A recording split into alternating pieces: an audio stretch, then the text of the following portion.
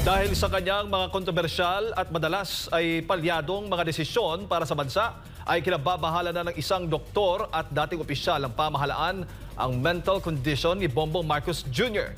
Narito balita ni Ina Martel.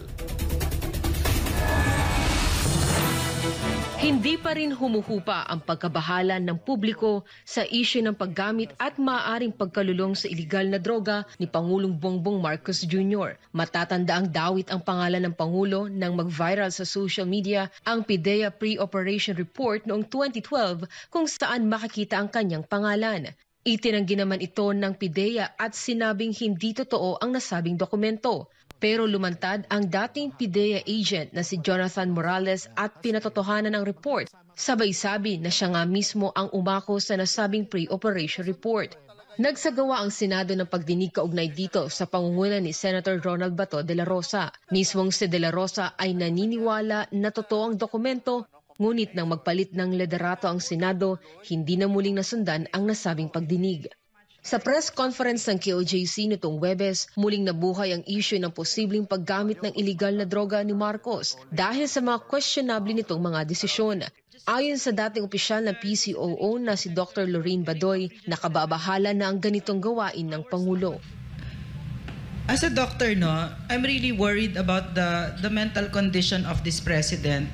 Kasi just recently, well, actually, even as soon as he started, one after the other, the kind of decision-making skills that he has, it really is compatible with what we've heard, and he hasn't responded to the point where tayo ay masasatisfied tayo about his substance abuse disorder. Naririnig natin yan, and yet he hasn't responded to that. Inihalimbawa nito ang naging rigodon sa Davao City Police Office kung saan sa loob ng isang araw ay 3 beses na pinalitan ang hepe rito. Just recently, was it the regional director, Eric of Region 11? In 12 hours, 4 yung palit of Davao City, Davao City. So, in 12 hours, something like 4 ang pinalitan. And what worries me kasi is like that, yung isa 3 hours, It's just ridiculous. It's like a noontime show, And it really gives you a glimpse of the caliber of thinking that's going on with someone who is our president, And this is what a chronic substance abuse disorder does.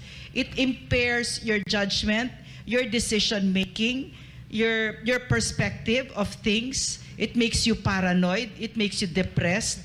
So these are things that enter my mind as a doctor. Hugot din ito ni Badoy sa nangyayari ngayong panggigipit at paninikil ng Marcos administration kay Pastor Apollo C. Quiboloy at ng The Kingdom of Jesus Christ. Because what's going on in our country right now is really abysmal. It's like a nightmare. It's like what's going on with this president? Nakikita natin what we're seeing now with Pastor Quiboloy and the Kingdom. Horrible as it is, it's just being replicated all over the country and in all branches of our government.